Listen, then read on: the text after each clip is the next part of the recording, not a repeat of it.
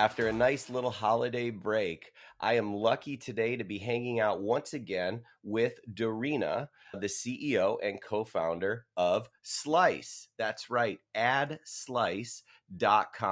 And it's no secret that we're very excited about Slice over here at Lightning Ventures. We're lucky enough to have invested multiple times and watched the company grow to a crazy level. Okay. That's over 520,000 downloads. That's like more than the state of Delaware or something like that. Okay. So that's 520,000 downloads. Okay. We're talking about hundreds of millions of impressions. Okay. We're going to get some details here. And it's a really fun company. Okay. So without going into all the details about what they do in that, there's a whole link to another video that talks about what they do. So we're not going to give you the whole skinny. All right. I know Darina hates that video, but Slice has had a lot going on for them. Slice was just in Wolf 3, which is the super top secret New York City Bitcoin only Wolf accelerator that takes place at One Vanderbilt Plaza overlooking gorgeous Midtown Manhattan, New York City. It was a little chilly there for the Slice cohort, but that's okay. They're used to some of the cold over there in Europe. And I'm excited to catch up with Darina today and find out about Slice and what she's doing. So, Darina, how are you today? I'm good. Thanks for having me again, Mike. Happy holidays, everyone. Happy to be there and spill a little bit beans over our stay at Wolf and what's coming, how our year was. And yeah, let's keep it clear. You kept the company alive. You didn't just see us growing. We have everything to thank to Lightning Ventures. And I will never stop repeating that you were the one who went with us, believed in us, and it all started to become a snowball, which we're very happy about. That's awesome. So thanks to all the Lightning Ventures investors for keeping the lights on for Slice, which is great. And let's talk about how bright those lights are shining these days. Okay, so the first thing is here, why don't we just do a real quick little run through. So this is adslice.com. There's a link below if you want to give me $1 for all those referrals. Okay, you're not up to date, Mike. It's not $1 referral program anymore.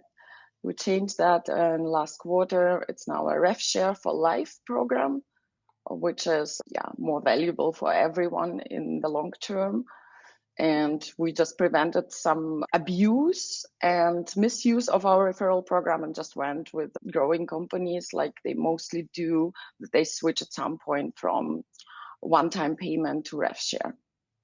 Wow. Okay. So what you're telling me is that I can quit my job and I can just refer Slice users full time and get a percentage of the revenue for life. Let's say in a couple of years from now, probably, yes. Okay, great. Depends on how less you get. So we know it. You browse, they pay. Okay. And we're going to talk a little bit about that. All right. So it's available as a browser extension. As you see here, I have it here that I will pull it up and show you. It's not pinned, Mike. It was. Right? It was pinned for like forever. All right. But okay, so you got me on that one. All right, so I have currently 6,700 sats in here. I've withdrawn over $25 since I've started. And this is just kind of on in your background. Okay, they've monetized the search feature here. This is how you can make the most money with Slice. So when you search, sometimes it will redirect to Bing and compensate you for that. Some other new features here since we invested last time, they have surveys that you can take to earn additional slices. And of course, every time that you create a new tab, you have this gorgeous Slice tab, which is beautiful real estate here that is not yet being utilized. If you're one of our Bitcoin portfolio companies and you want a special deal from Darina about advertising your product or service, I'm sure we could probably take care of that. And there's a little ad in the corner here, which now I have just been paid my fair share of. Okay, I've got my slice. This is how you download it. They have excellent ratings, okay, on Trustpilot, Apollo, which is a Bitcoin only sort of review service, and in the web store, of course. Okay, moving right along here, it's ad_slice if you want to follow them for all that good stuff. There's Darina. We already know about this spam-filled website there for anyone who wants to connect with her. I might as well mention that Pleb Lab, another Lightning Ventures portfolio company, has a top builder competition that's taking place in Austin in March, and that is sponsored and presented by Wolf. And Darina was so excellent that they decided to add her as a mentor. So she is participating and she will be in Austin in March. So if you have not submitted to apply for this competition, you might want to do that. We're going to talk a little bit about this. Okay, December 21st, Slice put out a fantastic year-end review where they talked about some of their experiences in Wolf and how fantastic they're doing, their skyrocketing growth, which we're going to get into in a minute, and all of that fun stuff. Okay, so first off, I think what's on everyone's mind is Wolf.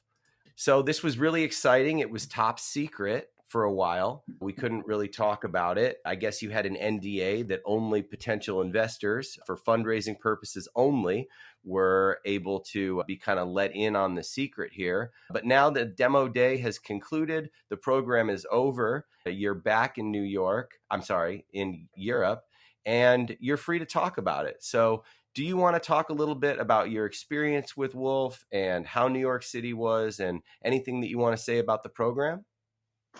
Sure. And I really don't want to spoil it too much for anyone who considers joining Wolf. The only thing I can recommend to is doing it, no matter in which stage you are in your journey in the company, of your startup journey in general. If you decided to apply there and they consider you, it's a huge chance for your company, for your team. And I will never regret it. That's the best thing we could have done at our stage of the journey. And Wolf truly lives what they preach. It is an excellent accelerator in any possible sense of this word. They give you just amazing environment to thrive, to change, to excel, to learn from fantastic people. And I think that's actually the strongest point is the network, the mentorship you get there, and absolutely a feeling of the best class trip you could do with tons of amazing people in your age, in your mindset. And it's sort of journey with them, with your sort of favorite teacher from the school. Used to be a sports teacher for us in Europe. It's mostly the cool, ET or EP teacher, whatever it's called in the States. That's the feeling you get there. And I was super sad as it was over 8 weeks. Everybody who thinks, oh my God, 8 weeks from home, from pets, from whatnot, it is a step, but it goes so fast. And the anticipation of the demo day, how your company will change, how you will change, how your pitch will change. That's actually, the journey is incredible.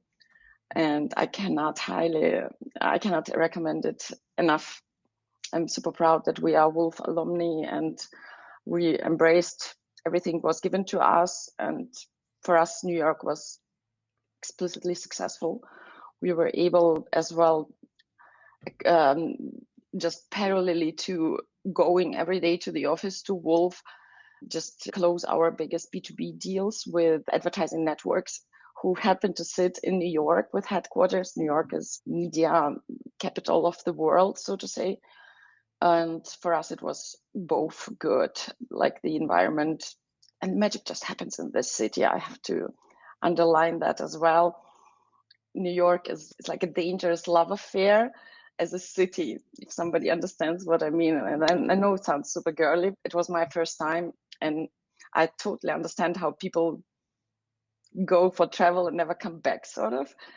But yeah, it also gives you tons of opportunities business-wise. It's just a city which is constantly open for business. And if you just go through this door and embrace the opportunities offered to you, and run with it, go for it. So New York's a pretty inspiring place. Absolutely. And you made the most of it. You weren't there to slack. I was talking to some people on the inside there, and they said that you were in there on nights and weekends, and you guys really worked very hard there. So jet lagging on gaming in reality, but in all fairness, the office in New York is so amazing. And compared to that, the place where you live with your team is just super standard, and it's not super inviting to spend there all your time. So you either decide to go the tourist route, and when you're not working, go explore New York, live your life, or you go to work. And we weren't there as a tourist. I cannot urge it enough. I will come to New York in 10 years when I can afford it after I successfully run the company. But I wasn't there as a tourist, so of course we did the most out of it.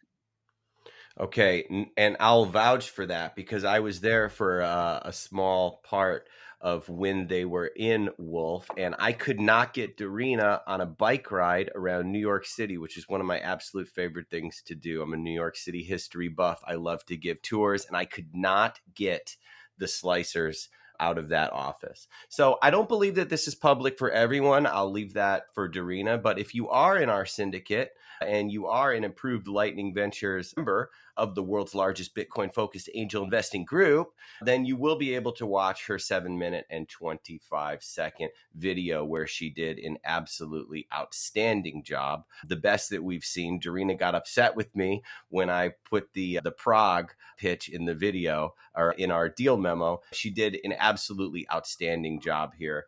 And if you're in our group, you will be able to see that. So let's get to a couple of questions. Okay, actually, you know what? Let's recap the progress here real quick. So this was a pretty big announcement. I don't know if it was announced formally, but you told me the other day that you had surpassed 520,000 downloads. How has that happened? I think that there were maybe 14,000 or so downloads not too Yes. long ago. As you invested a year ago in Slice, we were at 20K downloads. And since then, we've had a compound growth rate always around 144% month over month. Slice is a sticky product in many meanings of this word. Again, I cannot say enough. We are not selling an insurance, a bank account, anything. I have to urge you to convert. It's a pocket money for young people who browse the web and get rewarded for their attention. Microseconds of their attention become profitable moments without us committing to pay your rent or mortgage. That's not what it is about, but the target audience we are going after never mind to have $5 to $10 pocket money to spend monthly. So 140% CMGR. That is incredible. And not only are those downloads increasing, but 300 million impressions. That's a lot of eyeballs. Yeah, particularly interesting. We had 300 million impressions up until now. In the time being, we launched the product in April 22. And the interesting thing is now that we are at the inflection point where we can deliver 300 million impressions monthly and not overall within 18 months. So why we are there and how does it come, this jump, is because we were able, after 2 years of lots of pipeline grinding and lots of no's, we finally have closed most important to number one and number two in the world of programmatic advertising, which is essential for this business. You can have a great product, but you still need a robust ad inventory to serve. Otherwise, a great product, it's just a cheap idea. And in order to get there, you will have to rely on programmatic advertising as the 80% which carry you basically. And 20% of our business is direct sales with, for instance, Bitcoin companies or any other companies who want to reach the unreachable. And the unreachable is our audience, who are mostly hardcore PC gamers, who are very well behind an ad blocker. 96% of our audience do still use an ad blocker together with Slice. So they do mind seeing all other ads, but do not mind seeing Slice ads and being rewarded for that. And this is basically our main value proposition towards advertising. We are not cannibalizing any other target audience. I'm not taking people and bringing them to the advertiser from someone else they know of. Those are folks who are the cool kids club you will never get to date unless they consent to that. And what I bring is this hard to get audience behind an ad blocker with disposable income, super tech, super crypto related, to the advertisers who are embracing that as a new audience, new opportunity to get actually to premium brands and get them involved, because that's the Gen Z they all talk about and want to reach but can't, because the Gen Z is smart and they just use an ad blocker, rightfully so. So we could spend so much time here talking about ad inventory, and I want to get to some of these questions from the group. But if you've been using Slice since our first investment, you've probably noticed that the quality of your ads has improved dramatically.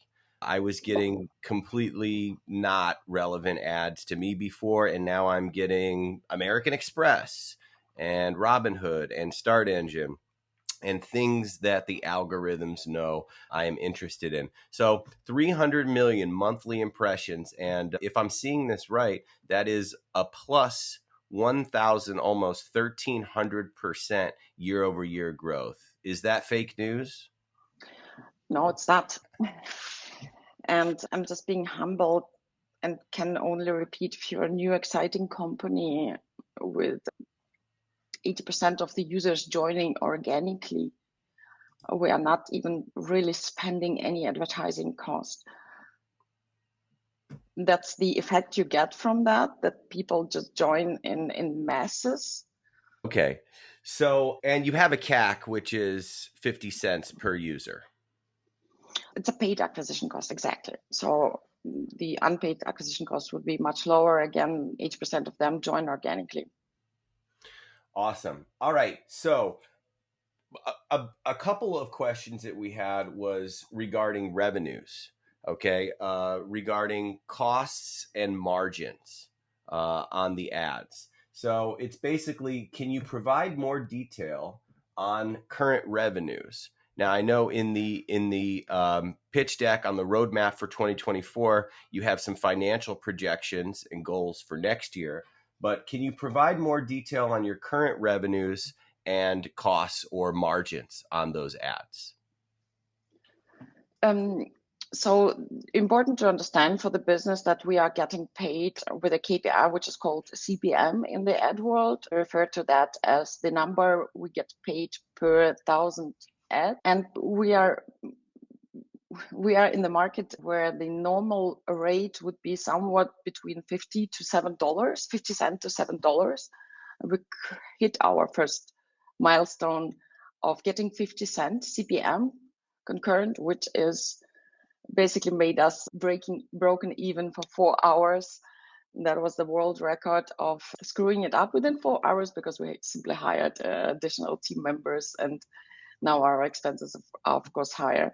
Prior to that, we had concurrent monthly expenses of 20K for the team, for the customers, marketing and all that. And as I was mentioning, for 4 hours, we hit the numbers in November and then hired 3 additional team members. We're now 6 people, which made us, of course, increase the monthly burn rate. So yeah, we might as well talk about the new members that you added to your team now. Slice reaching profitability was something that was always in your updates. By the way, Slice has done a fantastic job sending investor updates. Thank you. whether I appreciate it. Honestly, they look fantastic. They're in a PDF form. They're beautiful, which you don't have to do, but you do. And it's really a good model for every company to do. There's some asks in there, ways that you can get involved to help Slice if you're an investor. They have all their metrics in there. They look great. Might as well just talk about the new team members and new faces that you've hired, because everything was, we're hitting profitability, we're about to get break even. And then, of course, you hit it and you hired some new people. So who are these new people on the team? So we've got firstly Connor Power, who's our project manager, is an amazing guy from Boston. He previously ran a couple of cooperative companies from Wayfair to Apple support and whatnot.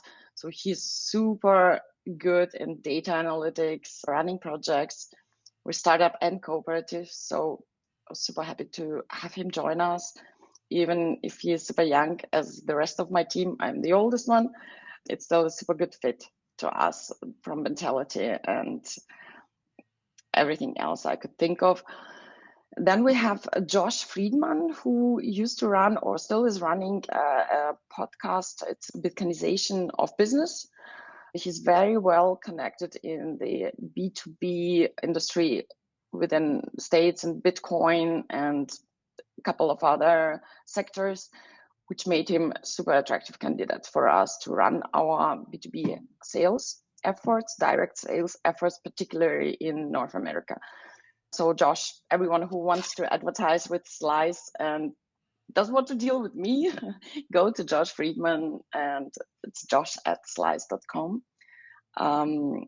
And yeah, just he's the guy who will onboard you from A to Z. And then we got another front-end developer, full stack developer from Poland, amazing guy, Bartosz. Absolutely welcome to the nerd circle, which we are, and he's helping us with all development efforts. But we will also hire a new full stack to expand our technical team for sure. That's the main concern currently. We have so many ideas, so many features to release, and that's just not enough manpower there. Yeah, and that's pretty much it for now.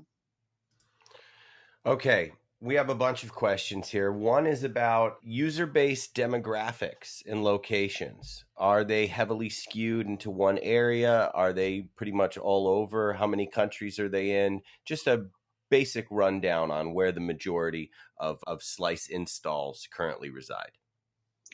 Slice is a global browser extension. We have over 140 countries as demographics. We have some countries we not serve, like Somalia and whatnot, but we are not heavily resided in one specific countries. For currently, it's America, North America specifically, Canada, Brazil, third place, Western Europe, France, Germany, Spain, and then we have countries like Pakistan who could explode overnight just by one YouTuber posting a good review. Same happened to Brazil. We never advertised in Brazil, and it became a certain period of time our second biggest country. Now it's the third biggest country. All our customer acquisition paid efforts are going to United States of America, is where the most interesting customers in the eyes of advertisers are sitting. As unfortunate as it sounds, and a little discriminatory as it sounds, that's how advertising industry works. There are tier countries, tier 1, tier 2, tier 3, and we are looking to get as many customers from tier 1 countries who will carry the rest of the world. Okay, so I have some questions on competitors. If nothing's changed since before, I mean, everyone makes the comparison to the Brave browser, right? Without the need to change your browsing habits, without the need for some nonsense scam coin. And installing a new browser sucks. I mean, it's terrible to have to change that behavior. Besides Brave, I know not of any other competitors. Has anything else popped on your radar that you would consider to be a competitor? Nothing has popped on our radar since Slice launched. There were rather companies that were in the size interesting for us. The business model was never the same. The platform was never the same, but it was close enough benchmark for us to back then firstly conduct market research, then have it as a benchmark, and then in general. But we overhaul them, sort of. Some of them are not in business anymore. We learned what they did wrong in their business practice, stalked pretty much a lot of our competition, talked with our competitors. We were offered to sell Slice, still being offered at pretty much regular basis from all sorts of different companies. Anyways, in terms of Brave, I don't see us as direct competitors. I see Slice as rather an addition to somebody who's already using Brave. Brave is a Firefox-based browser, so you just simply add Slice to that and have both products. Again, I don't see there a direct cannibalization of anything. Okay, so Slice gets the championship belt for organic user growth and community. So you have a very popular Twitch, you have Twitch streamers, you have a Discord channel with, I don't know, 15,000 or so. I'm not even sure how many are in there. Can you talk about your Avid community and, you know, how vibrant it is, kind of how you built that, where those users are, and some insights into how you've built such a awesome community? Thank you for appreciating that. Our community called themselves at some point Slice Nation, which we just took and ran with that. We love that, our little digital cyber hornets and pirates. Our community has its hub on Discord. There are 50,000 active members of them, which is making us to 10% of the largest Discord worldwide, simply because 90% of all Discord servers are unfortunately 0 to 9 people servers, basically family servers. If you are aware with platforms like Discord, they are very popular within gaming community. It's a hub where you can talk, post, have different channels, play with each other, stream your gameplay at the same time, and just have the community engaged. So it allows you to have even ticket system to support your product, allows you to have moderations and engagement with your community very directly and super short ways for us. Because our team is rooted from esports and gaming industry, for us, building a browser extension and addressing gamers, hardcore gamers, AAA titles, mostly with hardware they have. So the profile of the customer we are going for is somebody who's not, playing necessarily mobile games, but PC games. And in the meantime, what they mostly do is having a second screen, like myself, and watch YouTube or Twitch, and just follow the content creators who mostly stream gameplay. And that's a huge audience, particularly 1.7 billion of them, which are not being targeted by anyone, particularly because they are behind an ad blocker mostly. So yes, this is where we started, and it was a natural move, low-hanging fruit for us back then. We started with 500 people on our Discord server, which were first family, friends, friends of friends and friends. And then it grew to being our community hub. So every time you download Slice, you are prompted to join our Discord. And this is where it went from there. Now our platform is serving us to create community evenings, have AMA sessions in sort of different ways. If you want to ask us something, do it Sunday evening when we play poker or Counter-Strike or, World of Warships and whatnot. We play a lot of games with our community and talk with them while do so. For instance, we also partner with amazing companies like ZBD who sponsor our poker evening. This Christmas, it was a Christmas evening where we gifted 1 million sats, and that was 500K from us, 500K from ZBD. We love barter deals like that and cooperation with marketing cross promotions with amazing companies in the space. So everyone who is looking for a gaming vivid community, plus, and I cannot urge it enough, towards any gaming developers who want to have their first testers, a pilot project, and who particularly look for people, let's say, who are playing first-person shooter. Where do you go to get those first 1,000 users? So a Discord of 50,000 people who out of, in the onboarding process, assign themselves a role of what game they're playing. And I know the genre, allowing me to target people or have a value proposition for any game developer to get him the first customers. I think that's a valuable proposition, not only a community hub for us, but way more. So again, anyone who's looking for feedback test, beta tester, pilots, please approach us.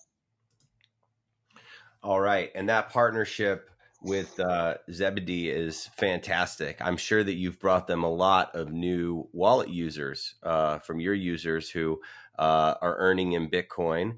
And last I checked with you, 80% of Slice users chose to withdraw via Lightning versus PayPal, which Slice still offers fiat integrations through PayPal, but a staggering 80%. Is that still the number that are opting into Bitcoin versus PayPal?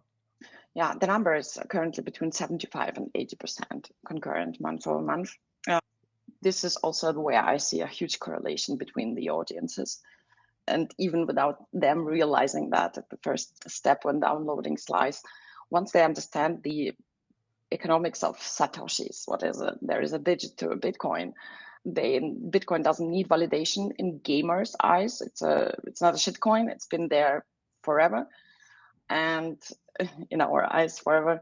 Every gamer understands the appreciation of digital items over time. This is something we have in common with hardcore Bitcoiners, and this is where two audiences collide, or I would rather say this is a beautiful use case where Lightning solves a real problem. And the real problem for us, if we are providing a guy in Pakistan or Brasilia a dollar a month, and he has a choice to withdraw it with PayPal, leave there 25 cents or 4% as a fee, or go to Lightning, which doesn't require him to have a bank account, doesn't require him to have a PayPal or her. So yes, that's a beautiful use case of real problem. We did not know about Lightning before we looked for a solution to our problem. This is how we found Lightning. We are not a Bitcoin company. If anything, it was for us just another payout method that it skyrocketed to our main value proposition and main payout method for our users. And we could take the opportunity to enable young people, even in the age before they are legally allowed to have a PayPal account, to have Bitcoin, parts of Bitcoin. Are you kidding me? That's the most amazing thing I have ever heard. And again, the best example is not even a guy in Portugal. The best example is my son, who's 13 years old, back a year ago was 13 years old. He is in Germany. He's not allowed to have a PayPal account. And he had more assets than I had with 14 for sure. So that's, to me, is sort of small miracle and small stories that I love to hear about Slice users who say, oh, I didn't even know about Lightning. Now it's a cool way for me to instant withdraw, seamless, borderless, and no fees.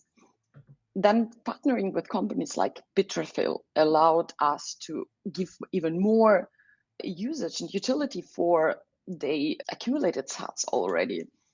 Bitrefill offering gaming Steam gift cards, games, and all the digital assets they would spend their fiat on anyways.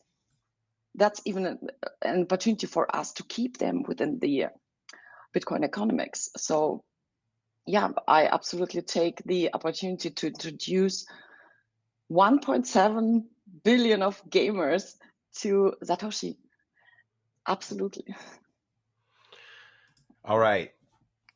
So I have to ask this question, and I know that you're sick of answering it, but I did get it all the time. It's probably your number one question that you're sick of answering. Can you just talk about any potential, how does Slice view incorporating revenue streams into mobile devices?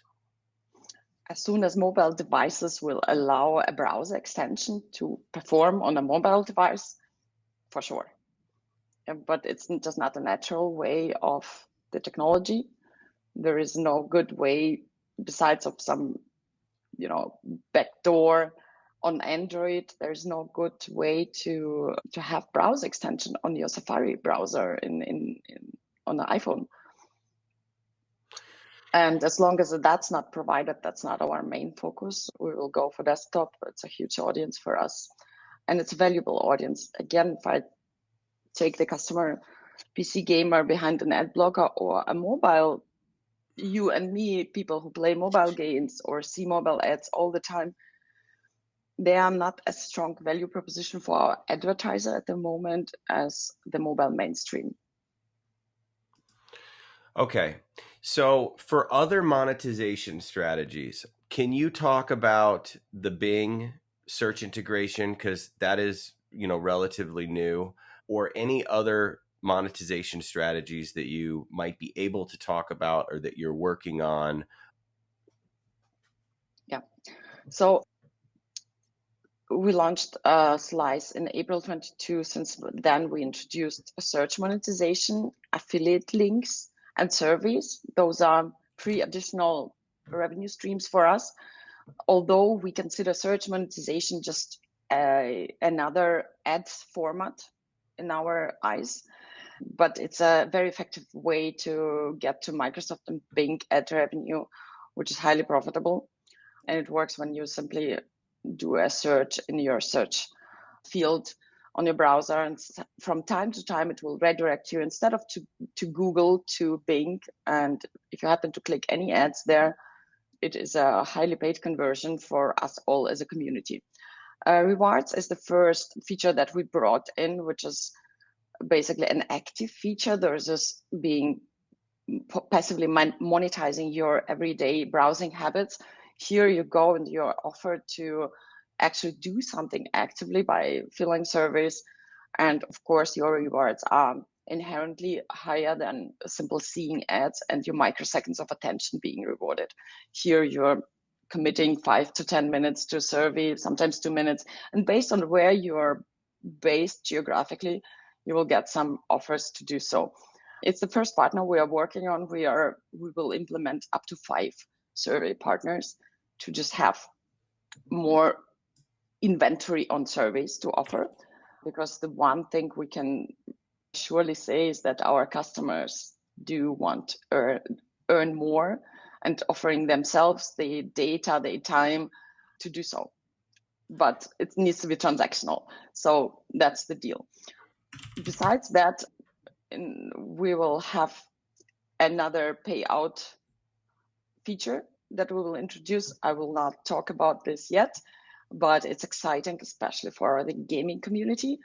And we are working on a native app to download, and it will be released in Q1 next year. Also, don't want to spoil more, but imagine a small native app running in the corner of your PC most of the time when you turn your PC on once you're online. This opportunity will be also providing inherently more earnings to our customers than they open a new browser. So I think this might be the final question. Actually, maybe 2 more. How come sometimes the Bing search happens and sometimes it doesn't? I just tried 2 there to see if I could get it to go. And it's on purpose. It's on purpose because Bing search is not the first choice for the customers. Their first choice is the search engine they set to their browser as the default search engine. Mostly 90% of the case, it's Google. So it's every 5th or 6th search that should redirect you to Bing.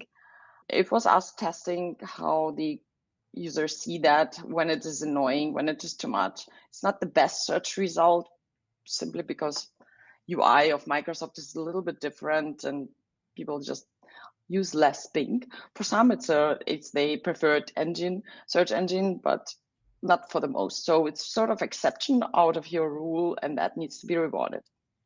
So if I changed my browser setting to Bing, would then it always Would that increase the earnings? Theoretically, yes, because you would see more ads every time you search. You would see more Slice partner links and ads, which we are working with Bing directly, yes. So is that an ad? Because I was trying to get one that shows up. Like when you see your search results, you'll see a little Slice logo next to a Exactly. few of them. That's the basically first partner links that you can click on, and those are affiliate links for us. It's basically what I said as we introduced service and affiliate links. This is what I mean with affiliate links. Slice is the best. Okay, so all right, so how about funds? Finally, Slice is passively raising around. They're going to get ready to go out there and get some big fancy VCs are about to join in, and then it'll make us Lightning Ventures folks. We'll be small potatoes over here. But how are you using some of the funds from this round? What are you doing with it? I know you have a percentage sort of in the deck as far as user acquisition or hiring, but what are you going to do with these funds? It really depends on the size of the round that we raise. If it's a big enough round to allow us to hire more people, then we will do so, specifically in development. If it's a round that is not as high as expected, every dollar will still go into the customer acquisition cost, which always was our plan, since we are super close to breaking even, and with increased revenue, which should be good in the first quarter of next year. It allows us to take the funding and completely invest it into influencer marketing. All right, cool. I think that's it, Darina. I think that is a great catch up on how Slice is dominating and taking over the world. And congrats on over Thank you very much. 520,000 downloads.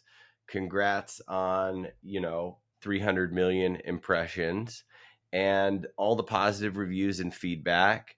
And Yeah, specifically for Lightning Ventures Syndicate, if somebody is in Atlantis Bitcoin next year, I would love to catch up, hit me up over Mike. In general, we will be traveling a lot more next year. We have a couple of destinations like Prague, Madeira, and some Bitcoin conferences to come. Now we have some stuff to talk about and something to show, which we are confidently and proudly will be doing next year. So hit us up, let's talk, let's chat. Happy to do it all in person again. yes, if you're at Bitcoin Atlantis or BTC Prague, which look like they're both going to be outstanding, make sure you cozy up to the Slice Gang, who will all be there. All right, Darina. Well, thanks for hanging out, and we Welcome. will hang out in person in a couple months. Thank you very much, Mike. Have a great day. Happy holidays. Bye All bye. right. Bye bye.